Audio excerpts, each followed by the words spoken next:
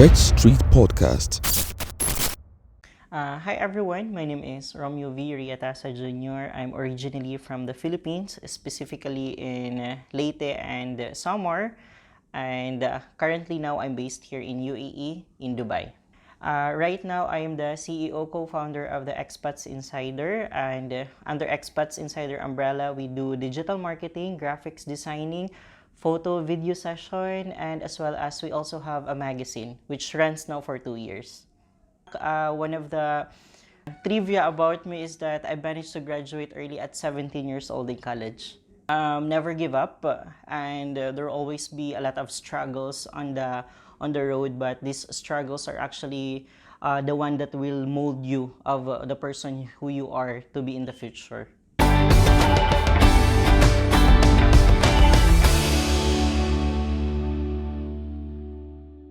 Hello and welcome to Stretch Street Podcast with the energetic EJ.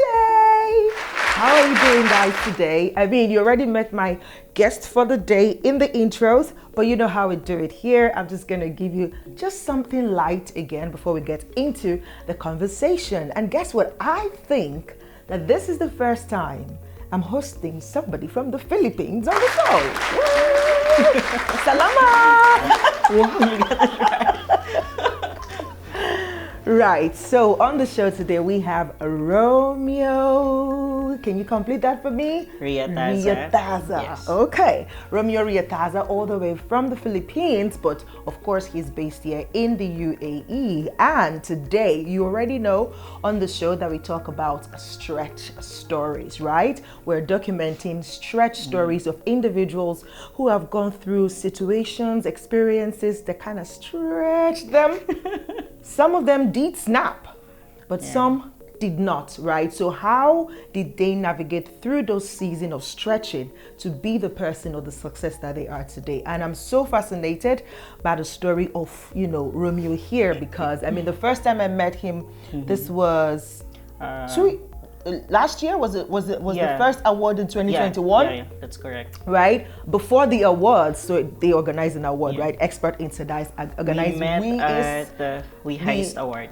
We met before that. Yeah, we met at the UAE Africa. Yeah, yes, anniversary. Yes, UAE Africa Network anniversary, right? And I was amazed at your story at the We Ice Awards 2021. It was such an emotional moment when we heard the story of how you and your partner Noel, what you went through in 2020.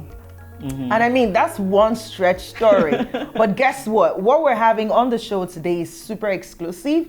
Romeo here says he hasn't shared much of this part of his story before. So we're getting exclusive information here. But if you want to learn more about the story of the Expert Insider, Romeo and Noel, you should go watch their video. Is it on YouTube? Yeah. We actually have like a compilation video of the entire journey of the Expats Insider. Yeah, Okay. we can share that on the link. Absolutely. So the link will be attached to this episode. Go watch it. You will be inspired. I love the journey of these young people. And every time I get to, have a conversation with them and just get an update on their progress, I'm like, whoa, this guy is, Romeo, what you doing, boy? Like, he's just going from grace to grace, from level to level. But then that is kind of the shiny part of the story. So now we are pausing and we are rewinding back. Like, who was Romeo before all of this? This is not to say currently you don't go through challenges or anything, but I know that there's a backstory. Yeah. And that backstory is what we want to dive into so that we can abstract or extract life lessons from it for young people watching, for some old people who feel like they're too old. You're never, ever too old to step into purpose, to step into your calling or to step into your passion, that thing that has always burned in your heart. And in his intro, remember he talked about him trying to do things fast. I think that's true about you, because this is 2 years into Experts Insider. And guys, I don't know, they've have different different categories of awards. They have different projects running simultaneously. Like, who are you guys, dude? Anyways, this story is all about Romeo today. So Romeo, before we dive into that exclusive story you want to tell us about, just give us a quick summary of how you got here, like how your journey has been here in the UAE. In the UAE. And then we rewind back to... Sure. I actually have a job. It's a very awesome job back in the Philippines. So I'm connected to a recruitment agency which we deploy nurses to the UK. And then to make it short, I've been traveling the Philippines most of the time. Like, that's my job. I'm explaining the process from Visayas and Mindanao region, and it's quite fun. I was 22 way back then. And then I think there's just a passion in myself that what's next? Like, what do you want to be next? And then there was an opportunity given to me that asking me if I want to work here in UAE. So as a millennial, I grabbed the opportunity and I fly here. So it's not that typical OFW story, because majority of the story that we heard about OFW is quite struggle. This is simple testimonies that as long as you have the skills and the talent, people can really recognize you. And I was personally asked if I want to work here in the UAE. So I've traveled here alone, and I really discovered the world. So in fast forward, one of the strategy that I've done is that being an expat or like an alien to this world of Dubai, which is very glamorous. So I've enrolled in several courses. So I learned HR, marketing, Photoshop, all of this stuff, so that at least I be skillful enough absolutely to enter the the world markets, correct, and to have more opportunities. Exactly. I love that about you when you told me your brief story. Like, okay, you equipped yourself. Yes. You did not, you were not overconfident about your former experience in the Philippines. You were in a new market and you're like, okay, how can I arm myself so that I am more valuable to this new market? And that is just spectacular. Now let us go back to the beginning. What is this stretch story of yours when it comes to who Romeo was before he left the Philippines? I don't really tell this story a lot because I really don't want people to pity my story, because I really want people to judge me according to the skills and talent that we can really provide to the table. So when I was still 2 years old, I lost my father. We're actually based in Manila, Philippines, and I don't really personally know my mother. Oh wow. Yes. So it was my grandpa and grandmother from the father's side went to Manila and decided to adopt one child. Wait, hold on. Sure. Wait. Wait. What happened to mom? So my mom has several families. We have several husbands, let's say several husbands. So she has kids from husband number 1, and then my father husband number 2 with kids, and then she left you with your dad. Yeah, so my father died on when I was 2 years old. But you were with your dad when he I was passed. with my mom during that time. Okay. So I have no knowledge about what's happening there. And then my grandpa and grandmother on my father's side noticed that it kind of financial struggle on my mother's side. So they decided to choose one of the baby. So they choose the most cute one. So I was selected, and now that makes sense. They called me after my father because I'm a junior. So Romeo Reataza Jr. So when they lost one of their child, so they named the grandchild to their father. Correct. Okay. So I thought it's going to be a very smooth sailing, but when I was 3 to 4 years old, my God, this is very personal. The siblings of my father, there are actually total 4 of them. I won't name them for their privacy. But the eldest, who already died right now, right on the spot when I was 4 to 5 years old, always remind me that I don't belong to the family. Because for them, I'm a product of prostitution. Oh my God. So right that moment, I've noticed that my grandpa and grandma really trained me so hard. So they can afford. They're actually well comfortable back in Leyte because they have farm. But my grandpa taught me one life lesson that you need to earn for yourself. So early 5 years old, he gave me like it's like 200 pesos. In dirham, that's like around not even 100 dirhams. So he gave me that money he said, I give you this money and try to rotate it. To turn it over? Yeah, to turn at it 5? over. Yes, at 5. So I was like, okay, what are the things that I'm going to do? Then I noticed in the elementary days that people are buying their goods in terms of their food during recess time. So one thing that I've noticed that we have supplies or the raw materials in our farm. So I use bananas to create banana cues for chips, all of these things, and start selling them.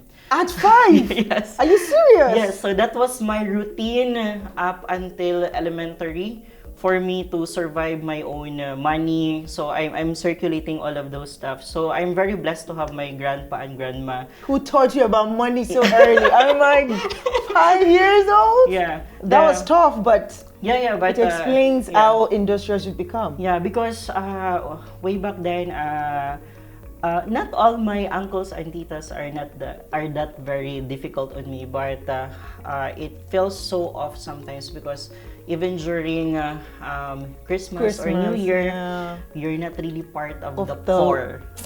Like you end up washing dishes. It's like I know, you feel like an outcast. Yeah, I feel like an outcast. So that made me push myself hard because I want to prove to my grandpa and grandma that they've made the right decision for getting me. Pick you. Oh my gosh. So it's like a teleserye moment because during high school, I was even invited by the school to participate in different travel, which is paid by the school. And I remember that one scenario wherein everything was paid by the school. We're actually traveling to Baguio that time. One of my teachers, Sir Raga, hello, if you're watching this video, our scheduled flight is like 5 a.m. So I was ready early 2 a.m. And one of my aunt literally locked me in the cabinet because she don't want me to join. Travel. Oh my gosh. Yes. So I was locked there and I was literally crying. At 3 a.m., my teacher, Sir Raga, knows that I'm always on time. So he figured out that there's something happening in here because Romeo should be here because we're going to travel to the airport. So he went to your house, to my house, and knocking. And then it alarms my grandpa and grandma, so they were awake and they thought that I already left. And then later on, they figured it out that I was just in the cabinet. So I was literally crying when I left, but those part of the story, majority of my classmates and teacher doesn't really know. Because I really want to represent my school because they trust me. Romeo, you're the representative. So no one really know about that story, only Sir Raga. And I don't know if he's watching it right now. So those are just on the struggle. And then during high school also, I was already informed by my titas and titos that you were not going to go to the college. University, wow. Yes, so I was like, no. That's not gonna happen, not on my watch. Oh, so, wow. Graduation has been done, and I'm always being compared with my cousins. That's the problem because I get some medals, all these things, and then some of my cousins. No judgment on that, but every time, like every moving up ceremonies, I have medals, blah blah blah, but at the end of the day, you don't have food in the table, like the real celebration. But my cousins are like doing some party, all of this thing. But it doesn't really make me feel bad because I'm with my grandpa and grandma, and they really thought me that maybe you're suffering right now, but this is actually they're preparing you for the real world. Oh. Exactly. So moving on high school, and they informed me that okay, Romeo, we're not going to the college. They don't know that I already have your plans. I already have 4 scholarship on ready for me. So when they literally book it, my flight in Manila, and then I told them, no, I'm not coming with you. I'm going to continue my college. And I was so happy that I chose St. Paul School of Business and Law way back then. I think it's St. Paul School of Profession right now. They changed the name. I choose that compared to the other scholarship because they also offer the working scholar. Because if you're a working scholar, there's like an associated budget into it. So there's like an allowance. Okay. So you're schooling and working at the same time. Exactly. Right, so right.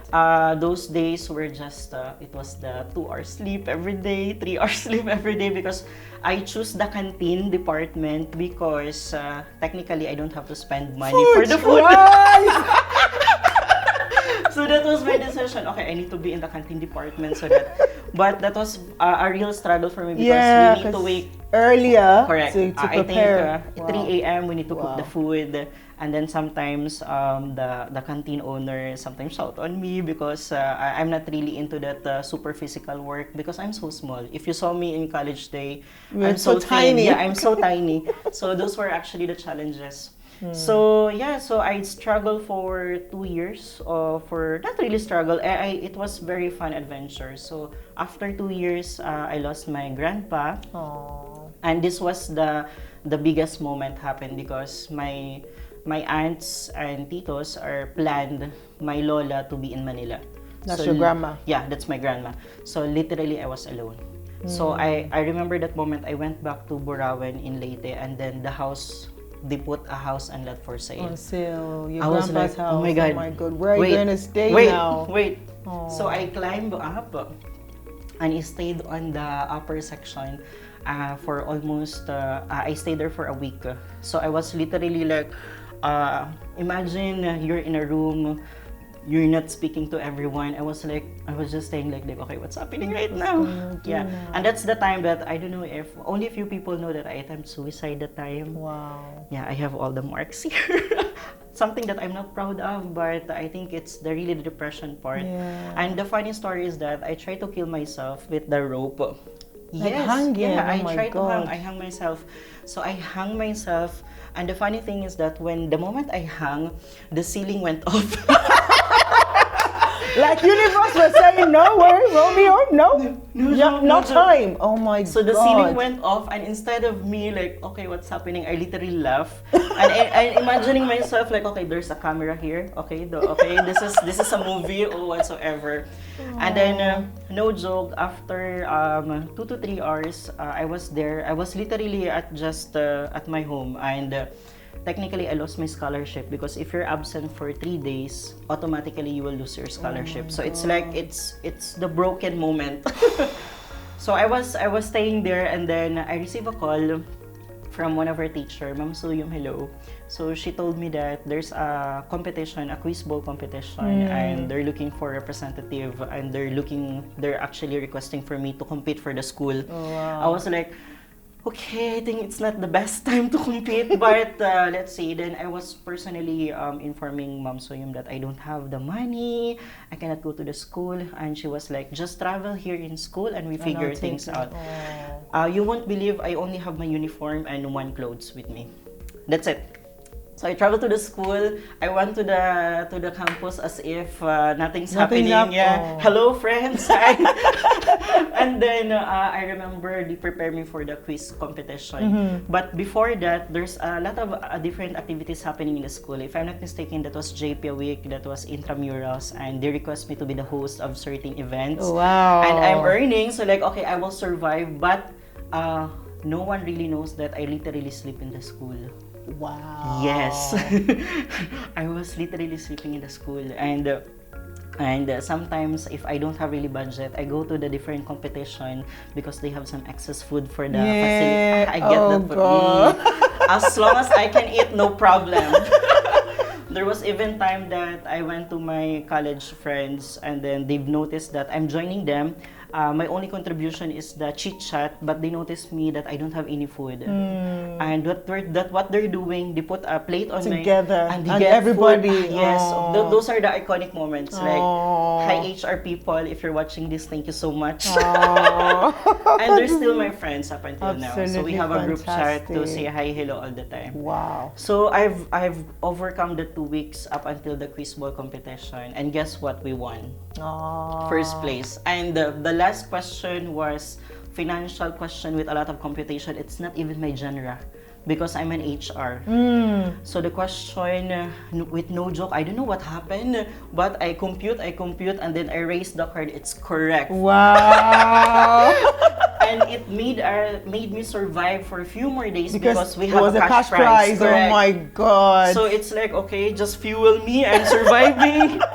And then the last week was the intramurals. So during the intramurals, I technically handle the socio-cultural pageants, all of these events. That makes sense why I'm so handsome with events right now. Absolutely. So every small details, it's very important for me. And there are only few people know about my situation, but I really want to prove to that team, because I'm handling the team. So I was like, okay, there's no problem behind me. I need to focus in this event. So you were able to put the challenges on hold when you have to show up to work. Yeah. So if you were to, just pick 1, 2, 3 lessons from all the stories. I mean, I have a load of them already that I'm going to talk about, but I want to hear from you because sometimes one of the reasons I enjoy speaking to people, hearing their stories is even though you shared your stories, I have my lessons that I've picked from it, but it might be way different from what you have. So mixing all this perspective together is what, gives the richness and actually inspires the listeners or the watchers. So what are some 1, 2, 3 lessons that your hard life sure. taught you? All right. Stretch Street Podcast. So going back to your question about the life lesson, I think the first one is trust the process. My God, there will be times that you have doubts of your life. Even me, I really question myself. So what's my purpose being here? Because I don't have any family at all. Maybe I have some family in blood, but sometimes they don't consider me as part of the family. So what's the real purpose? And that's the expat was born, to inspire more people. So really just trust the process. Second is one of our motto during the working scholar days. You can shout, you can cry, but never ever surrender. Oh, I'm gonna tear. That's number 2. All the struggles. I think that's the awesome part of life, because you can what do you call this one? You will not be the person who you are right now if you don't really exactly. So right now it's more on you treasure every moment, like the food in your table. You know how hard to get that food, so you have to make it sure that you eat everything.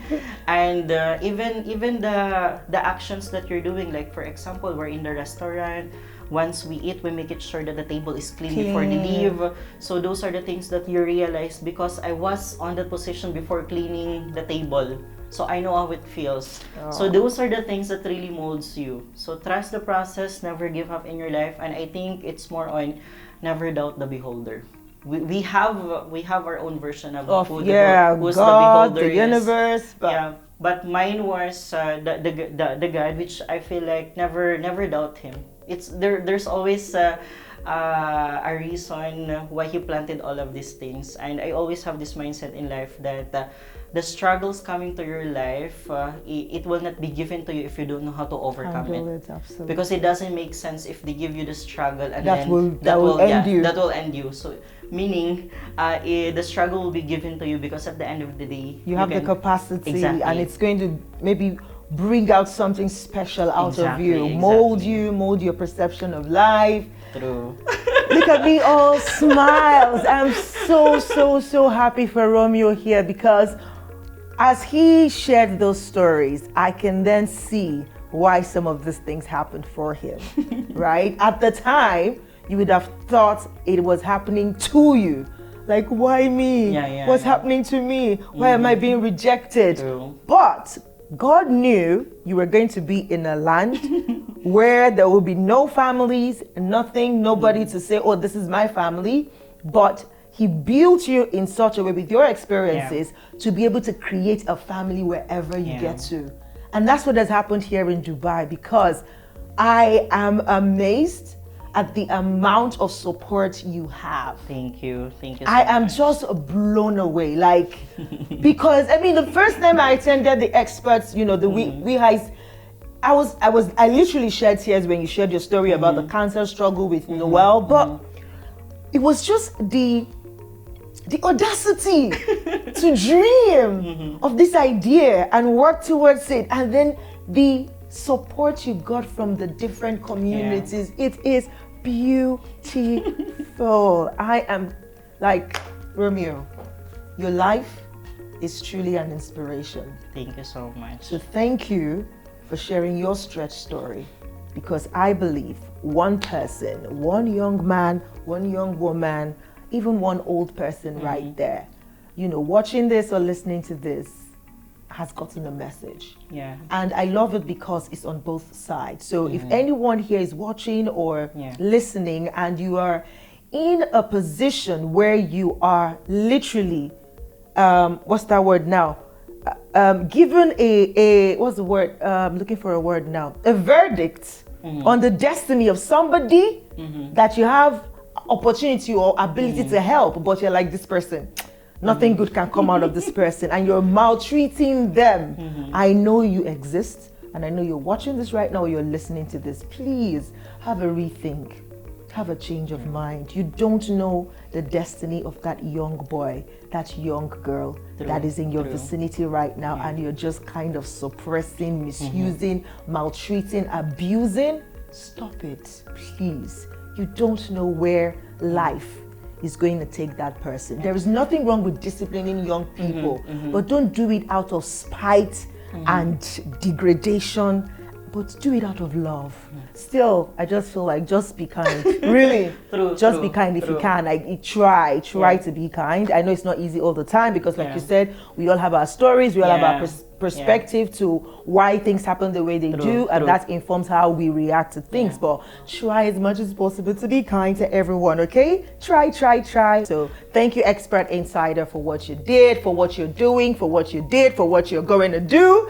So thank you, Romeo. Thank you, Noel. Thank you to all the team at Expert Insider for all the beautiful work you're doing. And it's such a great pleasure to collaborate on you on this episode. So thank you. Guys, do follow Expert Insider on Instagram. All the links to their website, to their magazines, to everything that they do, even their social media management company, everything will be added to the description of this video as well as the description of the audio podcast. So please check them out. If you're in the UAE, please work with them. If you're not, work with them. They can go anywhere, right?